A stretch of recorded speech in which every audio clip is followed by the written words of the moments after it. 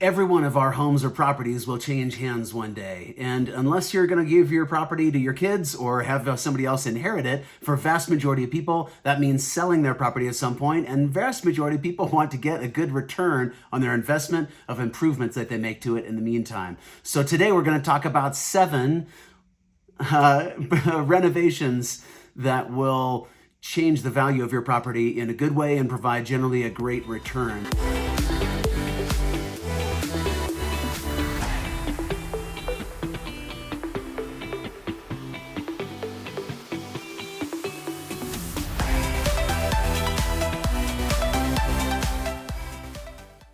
I connect with people just like you every day to help them discover where to live and invest in real estate and sell property for top dollar when the time is just right for them. My name is Leif Jacobson. I'm an ex-cop turned realtor, also known as Safe Leif. If you're new to this channel, please subscribe so you're first to learn about all things Colorado real estate. My contact information is below. I'm really excited to hear from you. Reach out by text, call, or email after this video, and I would love to reach out to you or book a calendar event, and I will reach out to you instead. So today we're covering 7 things in home renovation that will provide good value for a property for a future sale one day. And the first thing to address is important to understand the difference between renovation and remodel. Remodeling is generally, changing the configuration, whether you're adding or taking away from the square footage of the house, switching around wall, whereas renovation is more updating and refinishing without necessarily remodeling. So it's important to understand the difference in those two, and we're going to mainly talk about renovation today. The first thing we'll talk about today is landscaping, and not all landscaping is created equal. Landscaping labor and materials are not cheap. You can spend hundreds of thousands of dollars just landscaping property, and I would not necessarily recommend that unless you're talking about a multi-million-dollar property that has a super niche or calls for that level of landscaping. Generally, a little more basic, super clean, crisp, very nice looking, relatively simple, or kind of more basic landscaping versus something that's convoluted or super fancy is generally the tenet with landscaping as far as what's going to provide a better return.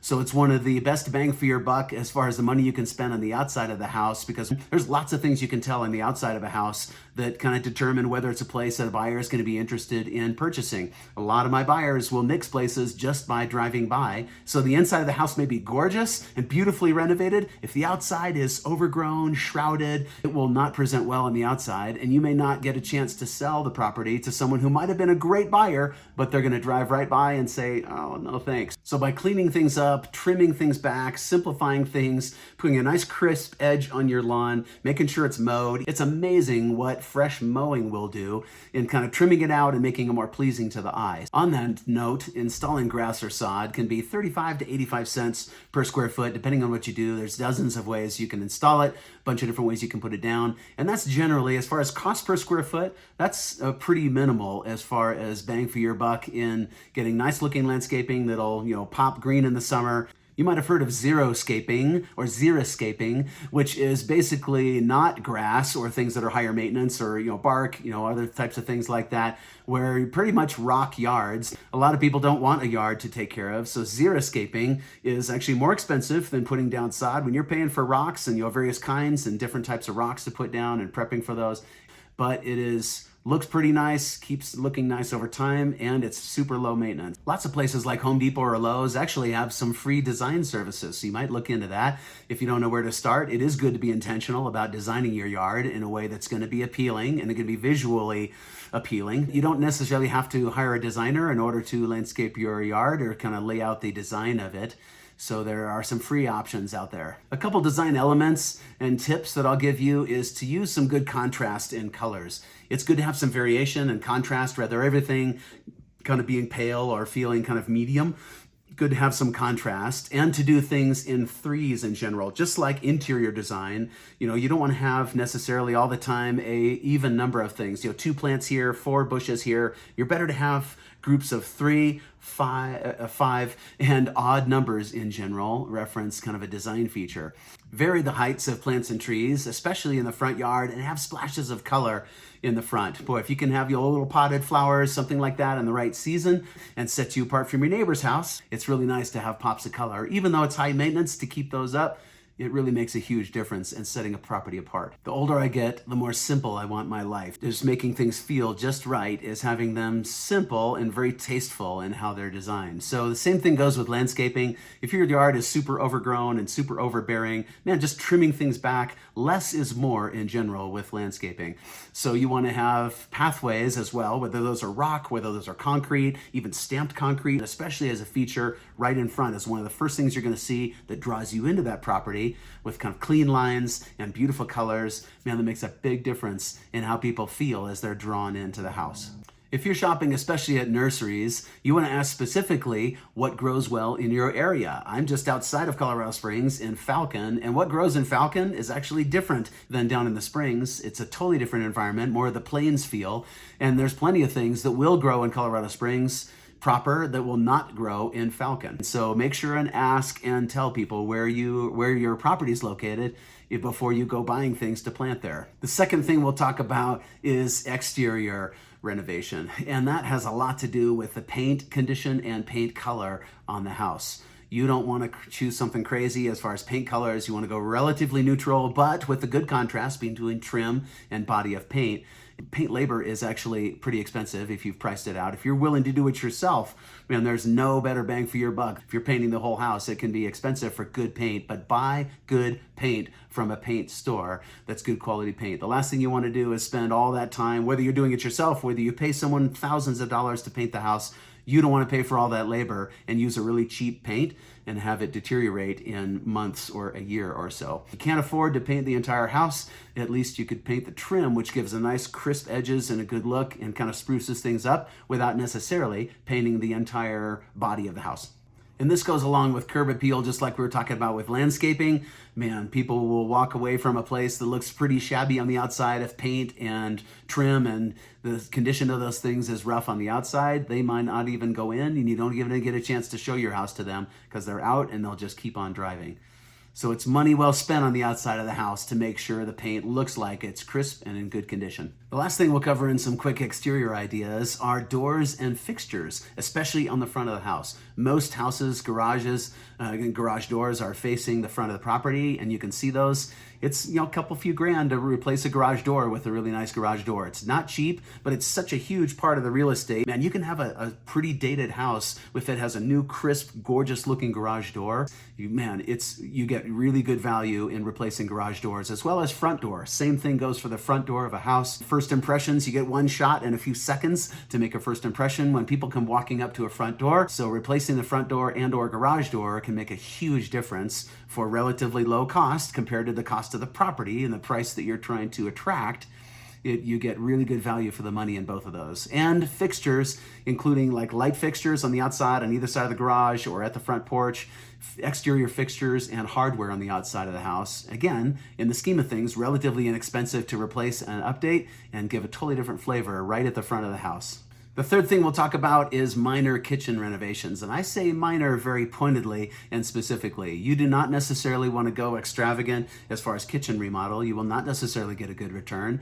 People are looking for things updated and presentable in general, and they're not necessarily looking for an entire super fancy, ornate kitchen. And you might not need to replace the cabinets. A lot of people are quick to rip out cabinetry. That's not too bad. Cabinetry is extremely expensive.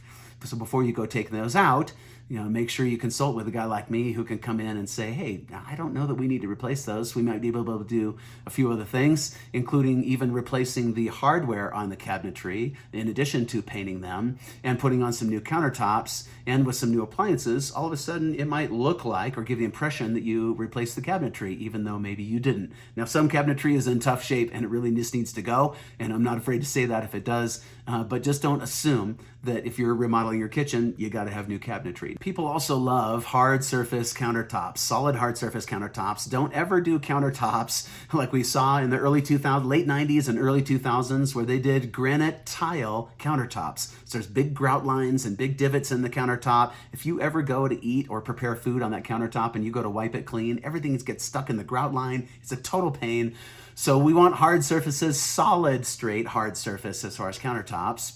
Everybody knows the term granite and or quartz countertops, which is kind of a man-made resin, something that kind of looks like granite, but it's not natural stone. I'm actually a huge fan of quartz, and here's one tip is, a lot of people don't know, because granite is a natural stone, it stains. Whereas quartz, being a man-made product that's primarily made of resin, it does not stain. You have all the benefits that you do of granite. You put hot pans and boiling food and stuff on it. It doesn't hurt anything, but you don't have the risk of staining, and you also don't have to seal it. Something that's relatively new is porcelain countertops. Not everybody knows about them. They are a fraction of the cost, and they're a solid state countertop. They're incredibly durable, and it is non-porous as well. So it doesn't stain. So it's kind of like a quartz countertop that is much less expensive. Recessed lighting is a great thing to do in renovations in general, but especially when we're talking about kitchens. You basically cannot have too much light. With LED lighting, boy, you can use less power and have more lighting without adding circuits and going to a bunch of other complexity.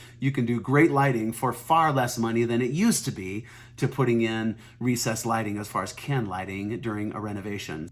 The fourth thing we'll cover are minor bathroom remodels. Just like kitchen, I use the term minor very specifically. You don't want to go ornate necessarily on refinishes. You want to renovate in a way that is simple and presentable, looks nice and clean and crisp, good quality of materials, not the best, not the lowest, good quality of craftsmanship and install on those. Bathrooms, generally, you're talking about 10 grand, or so to remodel in general, to pay somebody to renovate. Bathrooms are still not cheap, but it's the second best area where you'll get a really good return. A couple tips if you have like an older tub in a bathroom where the tub's not in bad shape, but the grout and caulk lines can be super nasty and not looking great.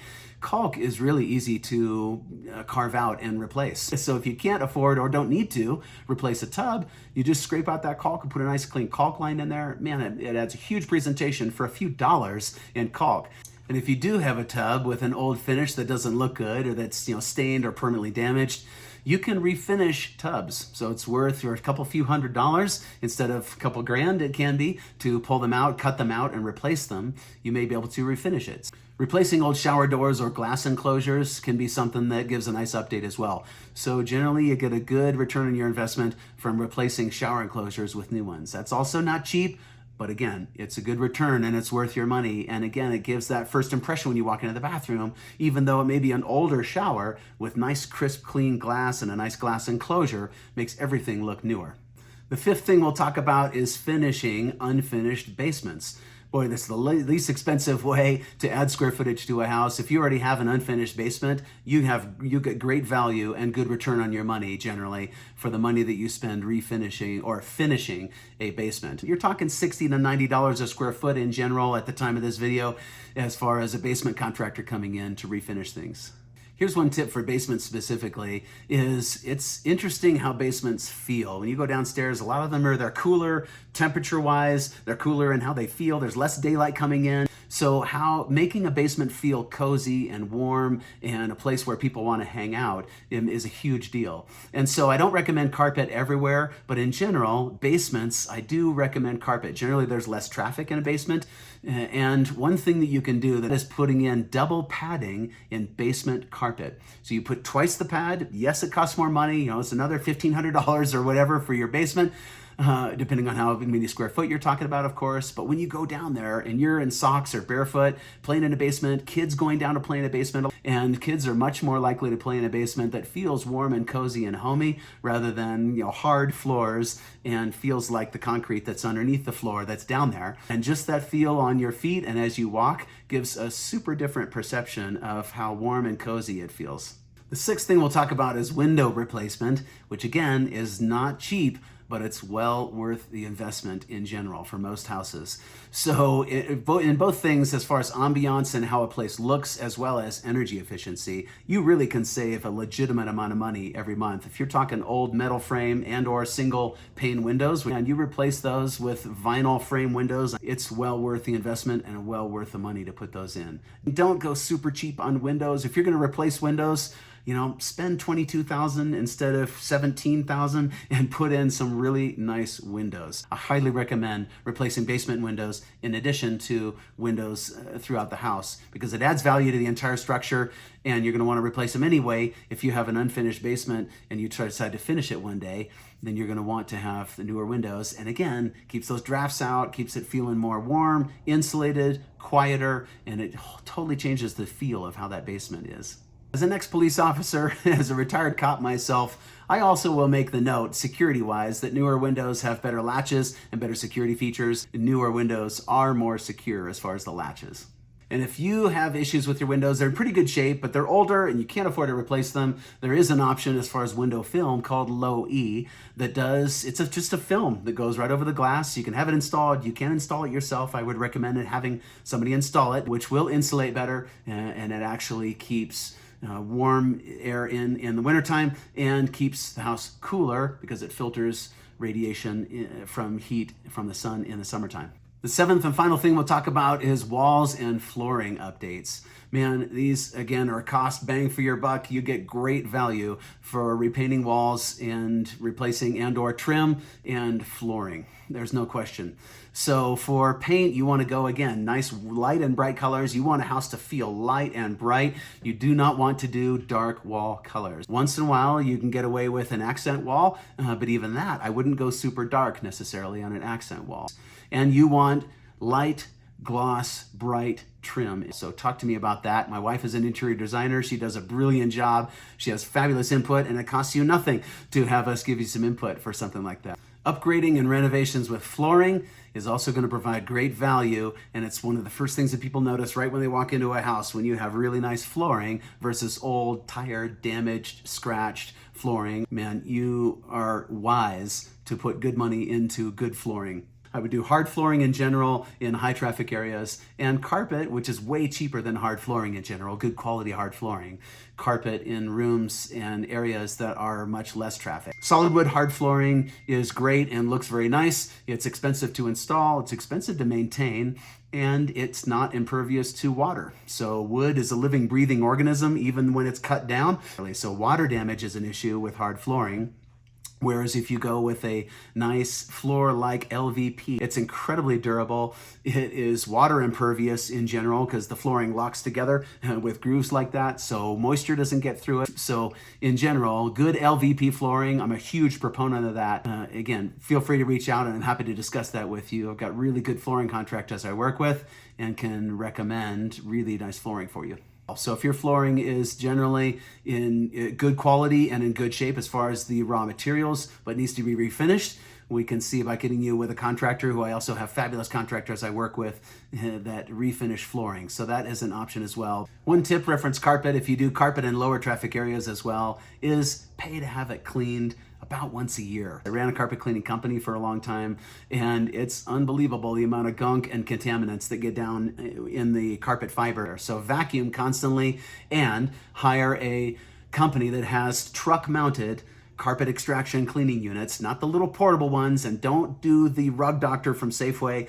Go and hire a company to suck all that stuff out of the carpet and flush all that out of the carpet fibers in the end. So it's worth money for a good carpet cleaner who I also have great recommendations for. I'd be happy to connect you with somebody as far as legitimate carpet cleaning. So there's 7 things that we'll cover today in order to get good return on investment from home improvements in renovations. Hopefully this has been helpful for you. If you can think of 10 things that I forgot to mention here, there's hundreds and thousands of things as far as renovation ideas. I love to have new ideas, and I'm learning all the time. There's stuff that I don't know. So please help me understand. If you have other ideas, engage with me in the comments below. Shoot me a text, call, or email. I'd love to hear from you as well. If I could be a resource in buying or selling real estate, let me know, and I'll see you on the next video.